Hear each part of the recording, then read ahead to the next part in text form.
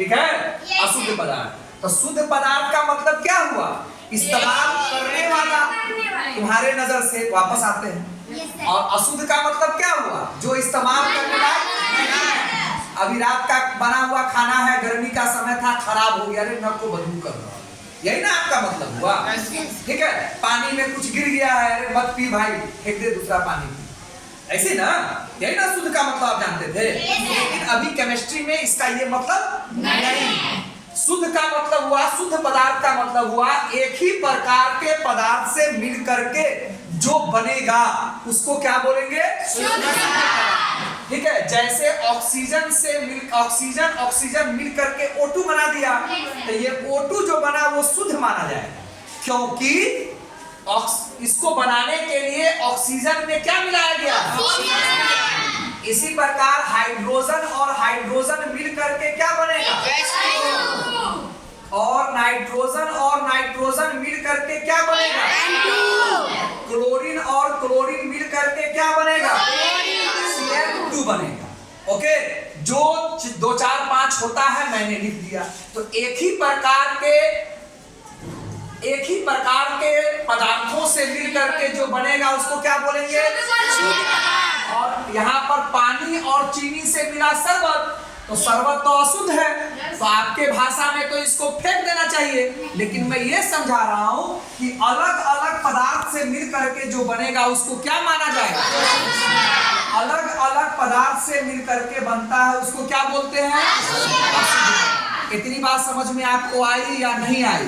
अरे मजा लीजिए भैया, मजा लीजिए। फिजिक्स का मजा लिए थे ना, केमिस्ट्री का भी मजा लीजिए, ठीक है। चलिए, इतनी बात समझ में आपको आ रही है? चलिए, उसका और देखिए चावल और कंकर के कुछ तो बनेगा, कुछ भी तो नाम दोगे ना उसका, कि नहीं दोगे? अलग अलग पदार्थ है कि एक जैसा पदार्थ बना है उसको क्या बोलेंगे? आई बात समझ में? आई। और जानिए वायु में क्या क्या रहता है, याद है आपको? नाइट्रोजन रहता है, ऑक्सीजन रहता है, कार्बन डाइऑक्साइड रहता है, और भी गैसें रहती हैं, और भी गैसें हैं। तो आपको तो पहले बेसिक ठीक करना है अपना केमिस्ट्री का। इससे जीरो से केमिस्ट्री हो ही नहीं सकता, इससे जीरो से केमिस्ट्री। अगर तुमको लगता है किसी व्यक्ति को कि मुझे केमिस्ट्री जीरो से पढ़ना है, तो इसको जीरो ही माना, ठीक है? इससे जीरो से नहीं हो सकता। तो नाइट्रोजन, ऑक्सीजन और कार्बन डाइऑक्साइड एक ही प्रकार का गैस हुआ कि अलग अलग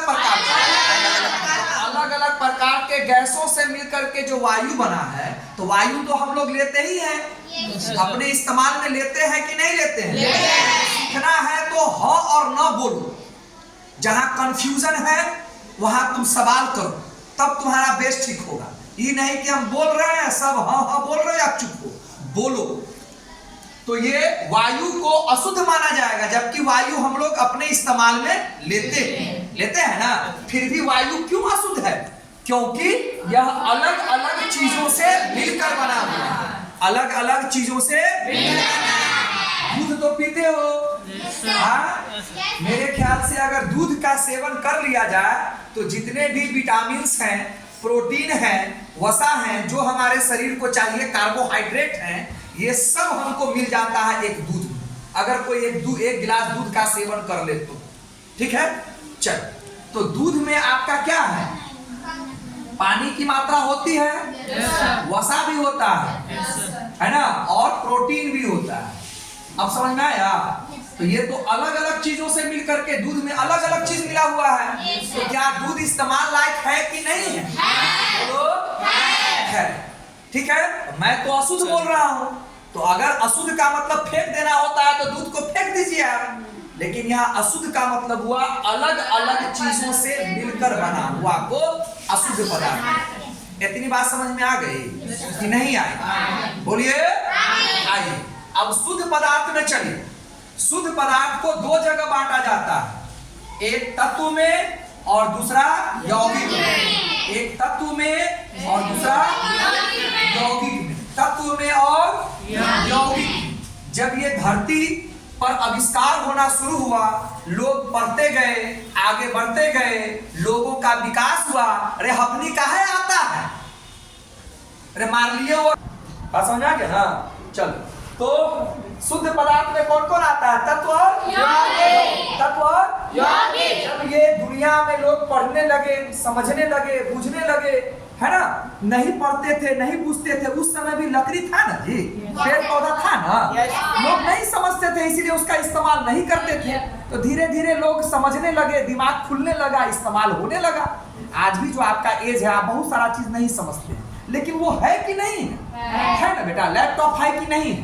आप इस्तेमाल नहीं समझ रहे तब ना आप उसको छोड़े हुए हैं। और जिस दिन समझ में आ जाएगा तो आपको अभी जरूरत नहीं है, लेकिन लैपटॉप है कि नहीं है ना बाबू?